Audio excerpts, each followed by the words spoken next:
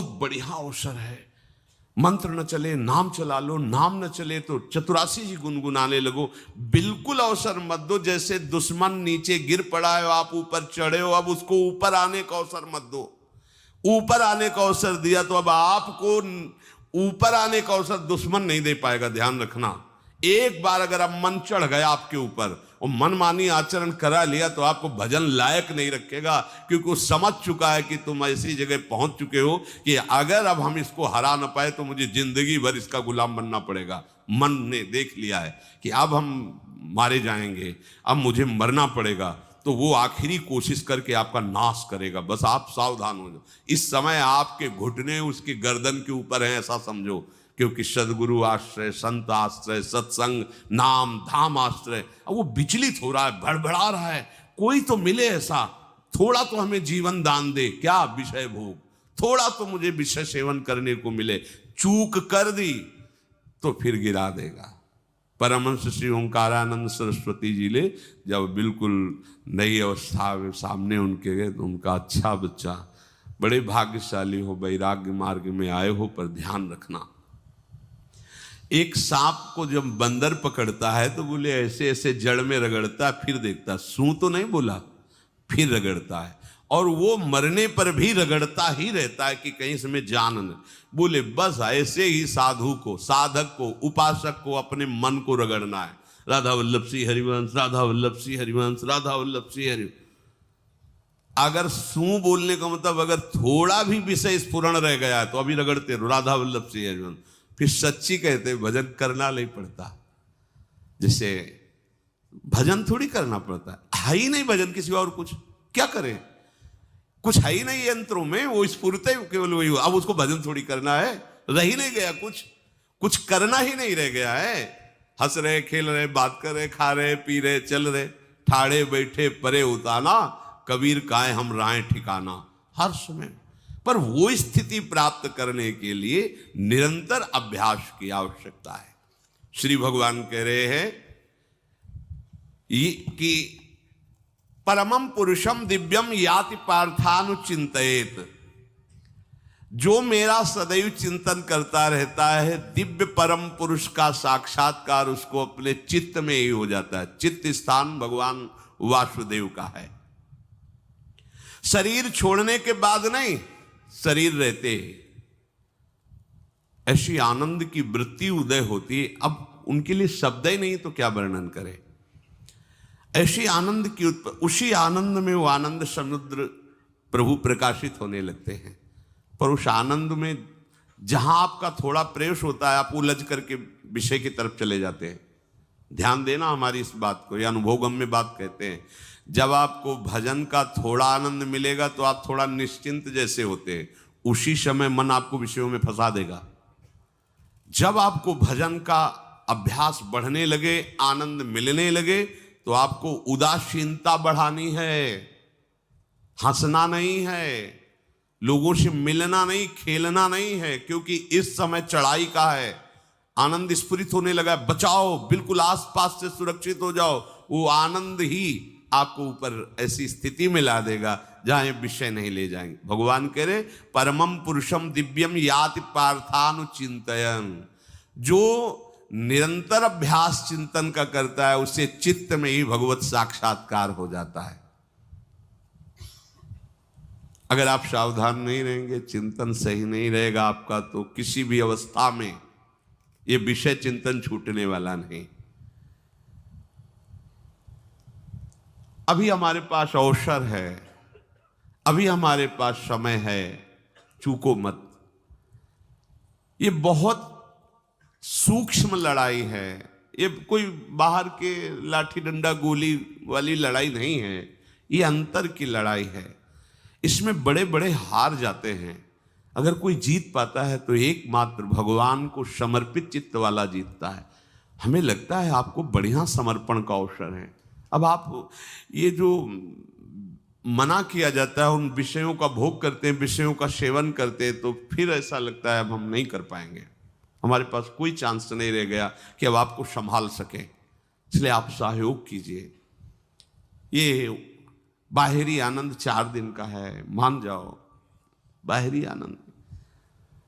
ये श्री जी के मार्ग के लिए हम कह रहे हैं किसी जन्म में भगवत प्राप्ति करनी। अगर आप नहीं कर मानोगे, मनमानी आचरण करोगे तो भ्रष्ट हो जाओगे। ये संसार का स्वरूप है, किसी न किसी बहाने से वो आपको सतमार्ग से हटाएगा। ना किसी को घर आने दो, ना किसी के घर जाओ, ना किसी को रंग लगाओ, ना किसी से रंग लगवाओ। अपनी प्रिया प्रीतम के साथ होली खेलो। यहाँ जो सत्संग हो रहा है ठीक है, सुना, एकांतिक किया, कुटिया में जाओ चुपचाप, अपने श्री जी को रंग लगाओ, श्री जी के सामने पद गाओ, श्री जी के सामने नाचो, उन्हीं तो भावना में उनके साथ खेलो, किसी और की जरूरत नहीं। कोई अब दूसरा हमें छुए, दूसरा कोई हमारा अपना बने, अब हमें जरूरत नहीं है। देखो हमारी भाषा समझ में आ रही हो तो समझ लेना, नहीं बाद में पछताओगे। किसी को भी अपने साधन कक्ष में प्रवेश मत दो, किसी को अपनी कुटिया में मत आने। अब आप यहाँ गृहस्थ नहीं हो, यहाँ भी रह रहे हो, भले गृहस्थ वेश में रह रहे हो, आप वनवासी हो, आप श्री जी के उपासी हो, कोई व्यवहार की जरूरत नहीं। जब ऐसे रहोगे तो श्री जी आएंगे आपसे खेलने। निष्ठा, हृदय में निष्ठा। अब व्यवहार की गुंजाइश नहीं रह गई, हमारे पास समय नहीं व्यवहार का। हमारी बातें मान लो पर आप लोग मानते नहीं हो, इसलिए रंग नहीं चढ़ पा रहा। अरे वो बेचैन है आपके साथ खेलने के लिए, उनकी तरफ जब देखो ना तो बेचैन है, पर उनकी तरफ कोई देखना ही नहीं चाहता। वो तो यहीं से फुर्सत नहीं मिलती भोगों से खेलने के लिए, संसार के राग में खेलने के लिए। अरे वो तो लालायित है, वो तो खुशी हो रही है कि ये हमारा शरणागत हो गया, अभी हमारी सहचरी बनेगा, हमारी सेवा में आएगा। शरणागत होकर के पीठ कर लिया श्री जी की तरफ, मुख कर लिया संसार की तरफ, तो दोनों लाड़िले उदास बैठ जाते हैं। अब क्या करें, ये तो उधर मुख करके जा रहा है, चलो फिर कभी लौटेगा, वो फिर इंतजार कर रहे हैं। विमुख भये निमिषो ना अकृपा, जब चिते तब।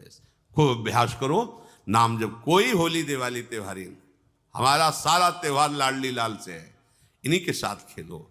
देखो तुम्हें बताएं,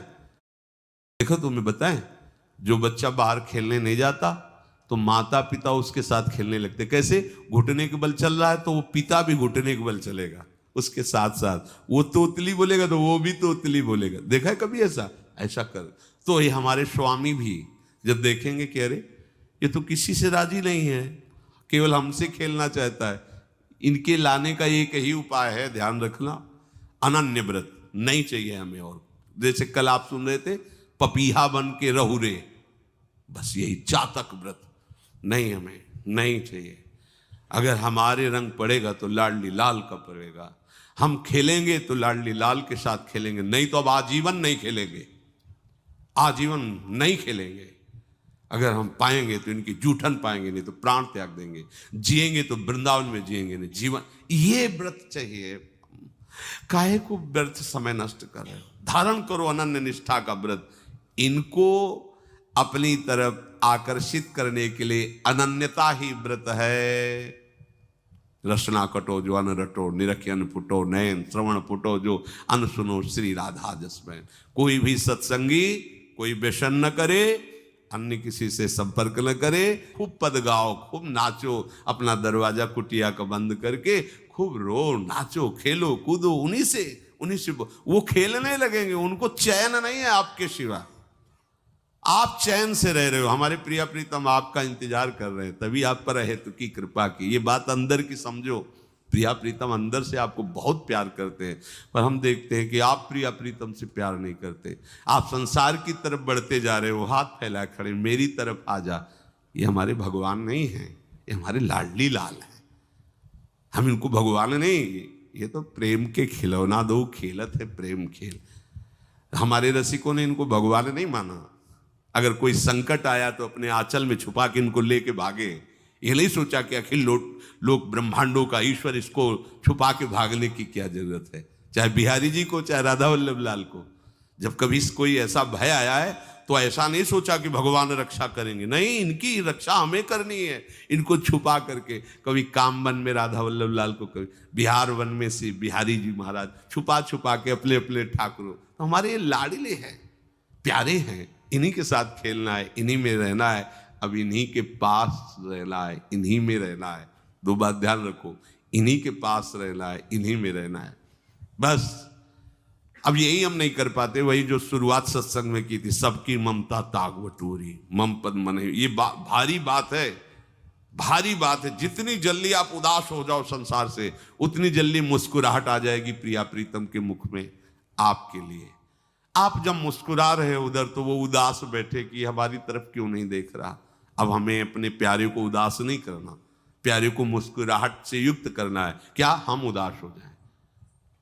ताते मौन रहे वो उचित है, जगते भयो फिरे बैरागी, वृंदावन रस में अनुरागी। इसकी खूब चिंतन परायण रहो, कोई भी विषय का सेवन ऐसा ना करो जो आपकी बुद्धि भ्रष्ट कर। कोई आपने ऐसा गंदा व्यसन, गंदी बात, गंदी चेष्टा आप परसों नरसों, फिर आगे क्या?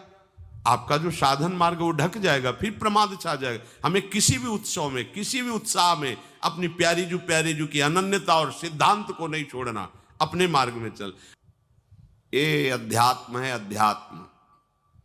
ये दान पुण्य की बातें नहीं है, ये लोकांतर में भटकने की बातें नहीं है, सीधे भगवत प्राप्ति की बातें हैं। यत करोषि, जो भी तुम करोगे वो तुम्हें अपने आराध्य देव के लिए करना है, आराध्य देव को समर्पित करना है। देहाभिमान अभी कुछ ही समय में गलित हो रहा है, ऐसा आपको अनुभव होने लगेगा। कैसे समझेंगे देहाभिमान गलित हो रहा है? जब आपका अपमान हो और आपको कोई फर्क न पड़े, आपका सम्मान हो, आपको कोई हर्ष नहीं हुआ, बड़ा लाभ हो गया, कोई सुख नहीं हुआ, बड़ी हानि हो गई, कोई दुख नहीं हुआ। शरीर स्वस्थ है, कोई हर्ष का विषय नहीं, शरीर अस्वस्थ है, कोई शोक का विषय नहीं। यह है देहाभिमान गलित होने का स्वरूप। यत करोषि, तो जो भी हम करें, पापाचरण भी करें तो श्री भगवान को अर्पित कर दें। बोले नहीं, तस्मात् शास्त्रम प्रमाणम ते कार्याकार्यो व्यवस्थितो। जो तुम्हें करना है उसमें प्रमाणित कार्य करने हैं, शास्त्र के अनुसार। यत करोषि, अब जो भी करोगे शास्त्र सम्मत करोगे और प्रभु को समर्पित करोगे, देहाभिमान बहुत जल्दी गलित हो जाएगा। यदश्नाशि, अशन भोजन, जो भी पाओगे पहले प्रभु को भोग लगाओगे, देहाभिमान गलित हो जाएगा। मान लो मेरी बात, ये सब 4 दिन के उत्सव, 4 दिन की चांदनी है। शोक समाज पूरा तैयार हो रहा है हमारे ऊपर आक्रमण करने के लिए। तुम्हें क्या पता? शोक का अंधेरा छाने के पहले ही व्यवस्थित जहां पहुंचना है वहां पहुंच जाओ, फिर अंधेरा छा जाएगा, कोई फर्क नहीं पड़ेगा। अभी आप यात्रा ही नहीं प्रारंभ किए हैं और अंधेरा आ गया तो मार्ग ढक जाएगा और जीवन व्यर्थ चला जाएगा। कुछ भी मत खाओ। कैसी धूर्तता हमारी बुद्धि में बैठी है। रसेंद्री की तृप्ति के लिए हम गुरुजनों की आज्ञा को रौंद करके चंद विषयों का सेवन करते हैं। धिक्कार है जीवन को। यदि आज्ञा उल्लंघन करके अमृत भी पीने को मिले तो विष हो जाएगा, ध्यान रखना। इंद्रियों की चाटुकारिता करते हद हो गई। अरे संसारी पुरुष में ऐसा देखे तो चलो, लेकिन जो भगवत मार्ग के पथिक, धिक्कार तुम्हारे जीवन को। प्रियाजू को बिना भोग लगाए अर्पित किए तुम पाने के लिए उत्साहित कैसे हो रहे हो? अर्पित किए तुम पाने के लिए उत्साहित कैसे हो रहे हो? जिन वस्तुओं को निषेध किया गया है उनकी तरफ स्वप्न में भी अगर गति हो तो जलन होनी चाहिए कि स्वप्न में भी हमने कैसे स्वीकार कर लिया।